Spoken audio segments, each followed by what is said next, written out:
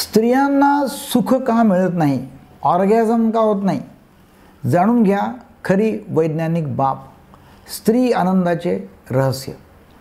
तुम्हाला माहीत आहे का की फक्त 65% स्त्रियाच संभोगाच्या वेळी ऑर्गॅझमपर्यंत पोचतात, तर 95% पुरुष ऑर्गॅझम साध्य करतात. याचाच अर्थ असा आहे की स्त्रिया कठीण आहेत? नाही, बिलकुल नाही, असं अजिबात नाही आहे. खरं कारण म्हणजे आपल्याला कधी शिकवलंच गेलं नाही आहे की स्त्री शरीर खरंच कसं कार्य करतं, ना शाळेत ना घरात, आणि जे शिकलो आहे ते प्रामुख्याने पॉर्नमधून. तर आज आपण हे समजून घेऊया की वैज्ञानिक आणि वास्तववादी पद्धतीनं स्त्रीचा ऑर्गॅझम होतो कसा.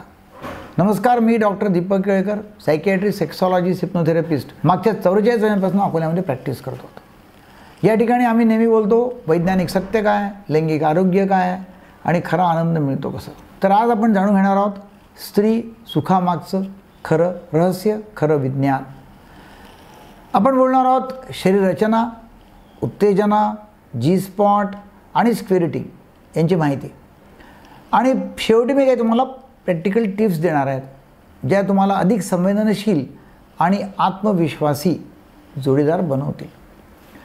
तर आपण पाहूया ॲनाटॉमी, स्त्री शरीराची खरी रचना. सर्वात आधी एक गोष्ट स्पष्ट करूया की स्त्रीच्या योनीचा बाहेरचा संपूर्ण भाग वल्वा म्हणून ओळखला जातो, योनी नाही. यातील बाहेरील ओठ म्हणजे लेबिया मेजोरा आणि आतील ओठ लेबिया मायनोरा असतात, जे प्रत्येक स्त्रीमध्ये आकार, रंग आणि स्वरूपाने वेगवेगळे असतात, आणि हे सर्व संपूर्णतः सामान्य आहे. आता येऊया आपण मुख्य केंद्रावरती, क्लिटोरिस. जो छोटा बटनासारखा दिसतो तो फक्त टोकाचा भाग आहे.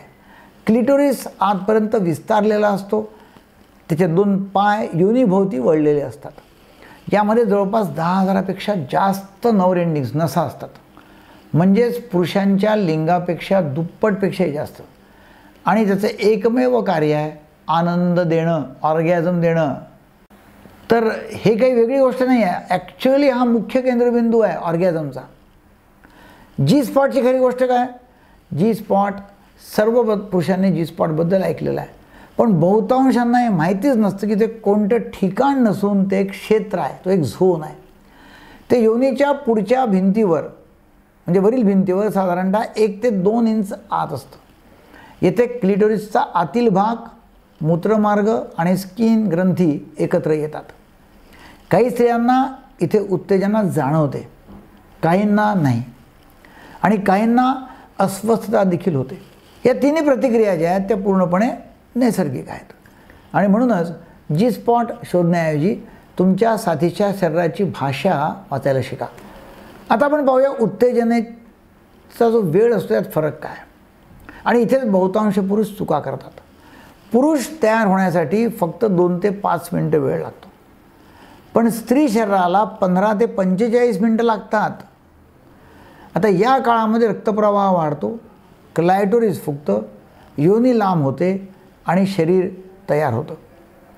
जर तुम्ही घाई केली तर वेदना आणि अस्वस्थता निर्माण होऊ शकते. आणि ओलसरपणा म्हणजे नेहमी टर्न ऑन असं नाही, म्हणजे ओलसरपणा नेहमी येईलच आणि टर्न ऑन झाली आहेच असं काही नाही. ओलसरपणा हॉर्मोन्स, औषधे, वय, ताण आणि शरीरातल्या पाण्याच्या प्रमाणावरही अवलंबून असतो. ओलसरपणा नसेल तर लुब्रिकंट वापरा, सुरक्षित, स्वस्त आणि अधिक आनंददायक आहे. उत्तेजनेच्या काळात काय घडतं ते आपण पाहूया. आता उत्तेजना जेव्हा होते तेव्हा स्त्री जननेंद्रियांमध्ये 300% पर्यंत रक्तप्रवाह वाढतो, 300%. क्लायटोरिस फुगतं, ओठाचा रंग गडद होतो, योनी अधिक लांब आणि रुंद होते.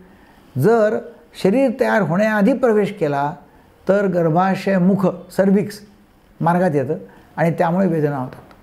म्हणून घाई करू नका. तिच्या श्वासोच्छवासाकडे, शरीराच्या हालचालींकडे लक्ष द्या, तेच सर्वात प्रामाणिक संकेत असतात. आता आपण पाहूया स्क्विर्टिंगबद्दल. मिथक आहे की वास्तव आहे. स्क्विर्टिंग ही एक सामान्य पण चुकीच्या पद्धतीने दाखवलेली घटना आहे. स्क्विर्टिंग म्हणजे मूत्र नाही, तर मूत्राशय आणि स्किन ग्रंथीमधून येणारा पातळ पारदर्शक द्रव असतो, ज्यात PSA म्हणजे प्रॉस्टेट स्पेसिफिक अँटीजेन असतात. सर्व स्त्रिया स्क्विर्टिंग करत नाहीत आणि तो काही दोष नाही आहे. ते होतं किंवा होत नाही यावरून सेक्सचा दर्जा ठरत नाही, त्याचा सेक्सच्या आनंदाशी काही संबंध नाही.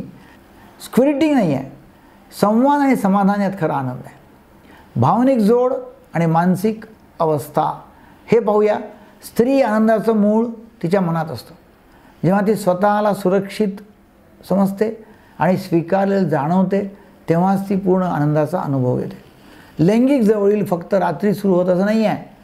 लैंगिक जवळीक सकाळपासून सुरू होऊ शकते.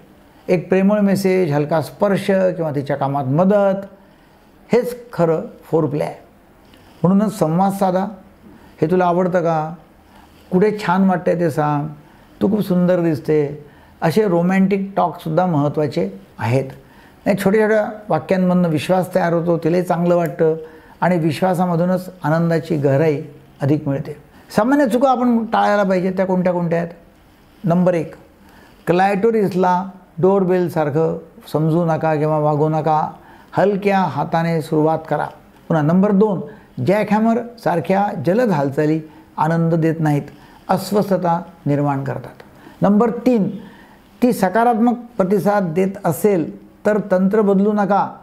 सातत्य आनंद वाढवतं, ते करा. नंबर 4, प्रवेशात घाई करू नका, शरीराला तयार होऊ द्या. नंबर 5, ऑर्गॅझमवर लक्ष केंद्रित करू नका, संपूर्ण प्रवासाचा आनंद घ्या. तुमच्याकरता आता शेवटी एक लहानसा गृहपाठ आहे. या आठवड्यात असा एक दिवस ठरवा, अशी रात्र ठरवा की जिथे तुमचं एकमेव उद्दिष्ट असेल की तिचा आनंद. ना घाई आहे, ना परफॉर्मन्स आहे, ना पेनिट्रेशन आहे, ना सेक्स आहे. फक्त अनुभव आणि जिज्ञासा. तिला चांगलं कुठे वाटतं, ती कुठे एन्जॉय करते. आणि हा व्हिडिओ जर तुम्हाला उपयुक्त वाटला तर नक्कीच लाईक करा, सबस्क्राईब करा, शेअर करा, जेणेकरून खरी आणि वैज्ञानिक आणि निष्कपट माहिती सर्वांपर्यंत पोचेल. मी डॉक्टर दीपक केळकर तुम्हाला वेळोवेळी अशा तऱ्हेचे व्हिडिओ आमच्या यूट्यूब चॅनलच्या माध्यमातून देत राहील, ज्यातून तुम्हाला तुमच्या शरीराची आणि आनंदाची खरी समज मिळू शकते. Thank you very much.